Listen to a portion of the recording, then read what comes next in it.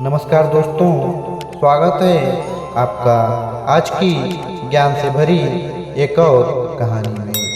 आज की इस कहानी को सुनने के बाद आप अपने जीवन में आलस्य छोड़कर मेहनत को करना शुरू कर दोगे।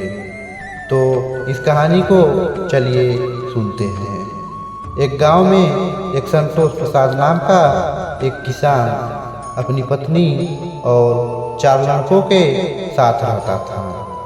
संतोष प्रसाद खेतों में खूब मेहनत करके अच्छी फसल उगाता और उनमें से 80% फसल शहर में बेचकर बहुत अच्छा पैसा कमाता और घर का खर्चा चलाता।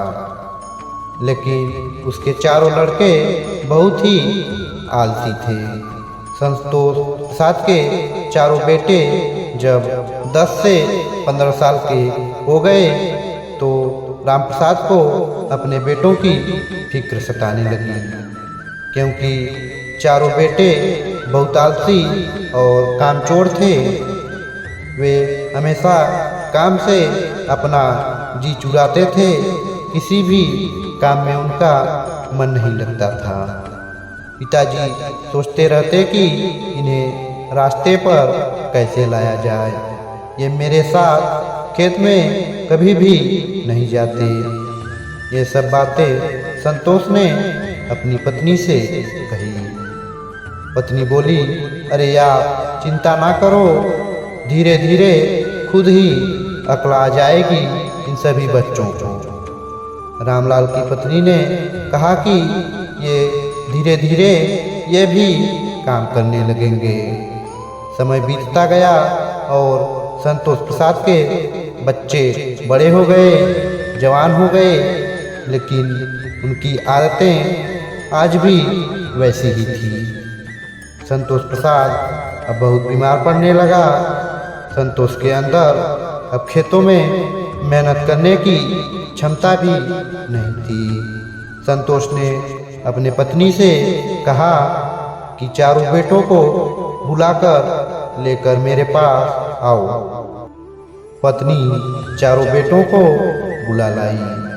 संतोष ने अपने बेटों को कहा कि बच्चों, मैं जो बोलने जा रहा हूँ यह सब ध्यान से सुनो।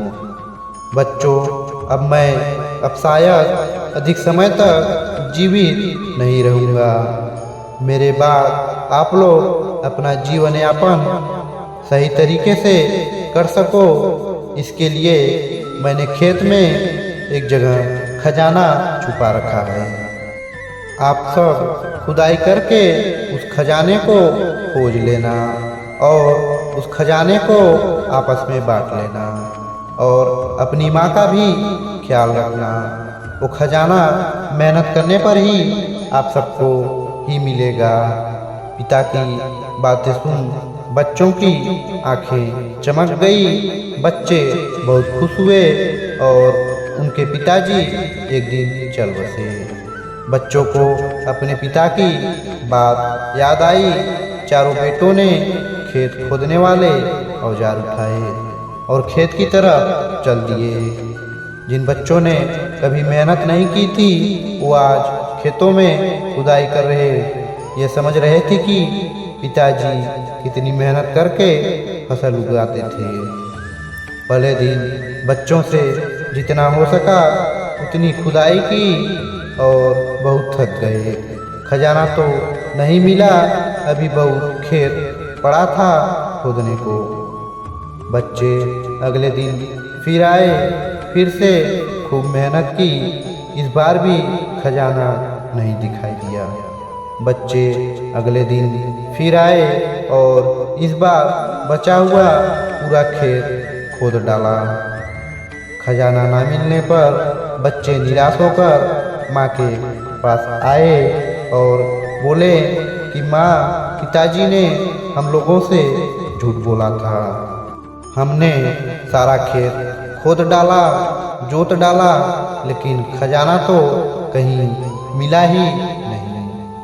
माँ बोली, नहीं नहीं बेटा, ऐसा मत बोलो, पिताजी कभी भी झूठ नहीं बोल सकते। उनकी बातों का मतलब आप लोग नहीं समझे, क्योंकि वो मुझसे बोले थे कि खजाना फसल पकने के बाद ही दिखाई देता है।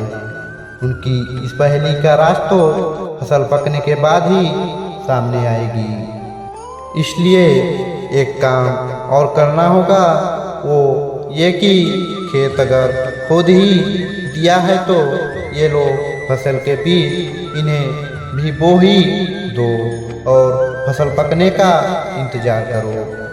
समय बीतता गया। एक दिन फसल पककर तैयार हो गई। फसल बहुत अच्छी पैदा हुई थी। माँ ने कहा कुछ फसल घर पर रख लो और बाकी की फसल शहर बेच आओ। जब बच्चे फसल बेचने शहर गए तो वहाँ उनको फसल बेचकर बहुत ज़्यादा धन प्राप्त हुआ, जो किसी खजाने से कम नहीं था। चारों बेटे पिताजी की बातों का सही मतलब समझ चुके थे। शाम तक बच्चे कमाए हुए धन को लेकर माँ के पास पहुँचे और माँ बहुत खुश हुई। बेटों ने माँ को बताया कि माँ, हम सब समझ गए कि पिताजी हम लोगों से क्या कहना चाहते थे। माँ, हमें बहुत अफसोस है, हमें यह बात बहुत देर से समझे।